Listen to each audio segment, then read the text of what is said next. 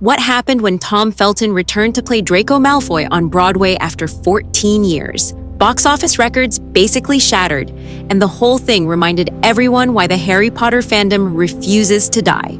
November 11, 2025 marked Tom Felton's Broadway debut, and he walked on stage at the Lyric Theater as adult Draco Malfoy in Harry Potter and the Cursed Child. The timing landed perfectly with this massive Harry Potter resurgence happening right now, since the HBO series drops in 2027. What makes the whole situation extraordinary is that Tom became the first actor from the original films to play their character in the stage production, and the play had been running on Broadway since 2018 without any of the movie cast involved. Opening night turned into an absolute spectacle. Thunderous applause hit the moment Tom appeared on stage, lasting a full 30 seconds just from him walking out there. When he spoke his first word, which happened to be just Potter, the crowd erupted all over again. He stood there mid-scene, unable to continue, waiting for everyone to settle down so he could deliver his next line about needing a favor. Standing ovations at the end stretched close to a minute, and the show basically stopped multiple times because the audience kept losing it. The business side of this gets wild fast. That week before Tom joined, Cursed Child brought in about $1.3 million at the box office. His first week saw that number jump to close to $2.6 million, which meant the gross more than doubled instantly.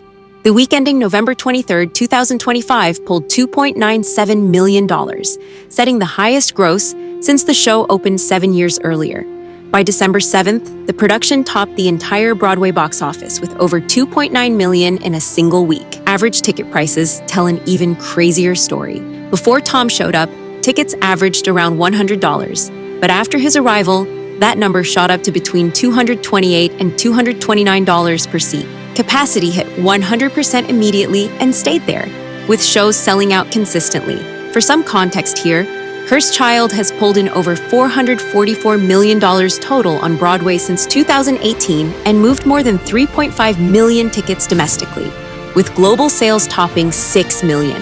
Tom's weeks created the show's highest-grossing performances in its entire Broadway history, and he regularly competed with Hamilton for the #1 spot on the charts. When the show originally scheduled his run for 19 weeks through March 22, 2026, producers quickly realized they needed more. They extended him by 7 additional weeks through May 10, 2026, bringing his total engagement to 26 weeks, and the demand just kept building.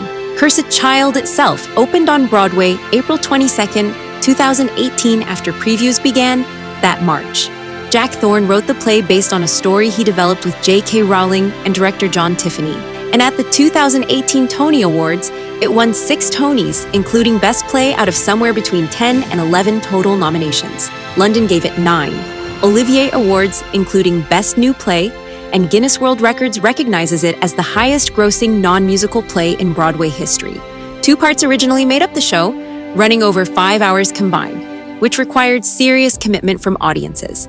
When it reopened November 12, 2021 after the pandemic shutdown, they condensed everything into 1 part running about 2 hours and 55 minutes with an intermission. The story picks up 19 years after Deathly Hallows and centers on Harry's son Albus Severus Potter and Draco's son Scorpius Malfoy, which means Tom gets to explore adult Draco in completely new territory. Tom played Draco across all 8 Harry Potter films, with his last appearance coming in Deathly Hallows Part 2 back in 2011. 14 years stretched between that final film performance and his Broadway opening, and at 37 years old now, born in 1987, he was only 13 when they first cast him as Draco. Since wrapping the films, he built up stage experience with his 2022 West End debut in 222 A Ghost Story at the Criterion Theatre, where critics gave him rave reviews. Bristol Old Vic saw him in A Child of Science during 2024, and television work on The Flash and Murder in the First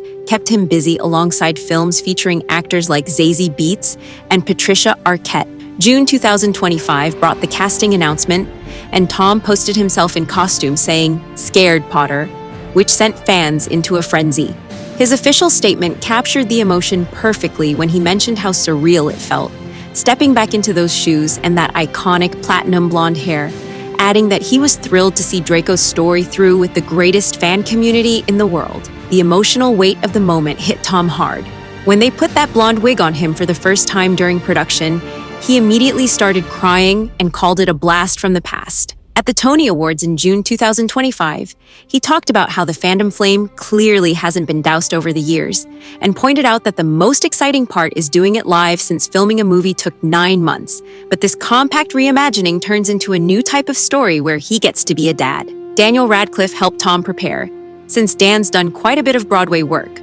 Tom called him his old-school chum Potter, and admitted Dan was holding his hand through all the hard stuff about learning stage performance. Jason Isaacs, who played Lucius Malfoy in the films, showed support on social media too. Multiple people online noticed that adult Tom, with the platinum blonde wig, looks remarkably similar to Jason Isaacs as Lucius, which sparked speculation about Tom potentially playing Lucius in the upcoming HBO series. Learning stage magic presented a totally different challenge from film work.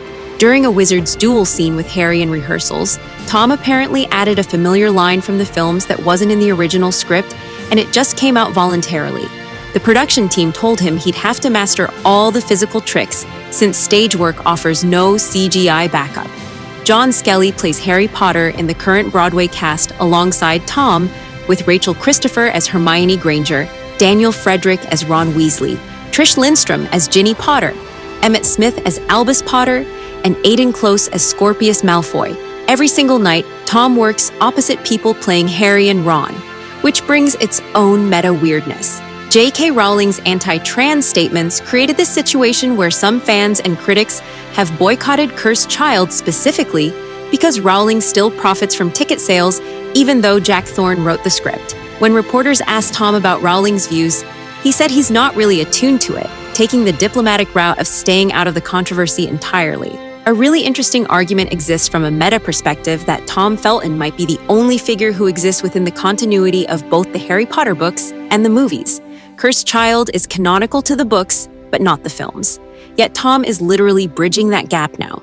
The whole thing comes full circle in this weird way. Timing makes everything even more interesting. The HBO Harry Potter TV series debuts in 2027, and they just announced their young cast with Dominic McLaughlin as Harry, Arabella Stanton as Hermione, and Alistair Stout as Ron. John Lithgow plays Dumbledore, and Nick Frost plays Hagrid in that production. Daniel Radcliffe sent a supportive letter to the new cast members, so you've got Tom doing his thing on Broadway while this whole new generation prepares to take over the franchise on TV.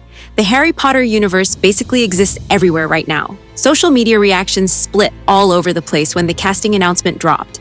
Excitement came from fans saying, "I need to book tickets now," while others questioned whether he was too old for the role, even though Draco is an adult in this story, which makes that concern nonsensical.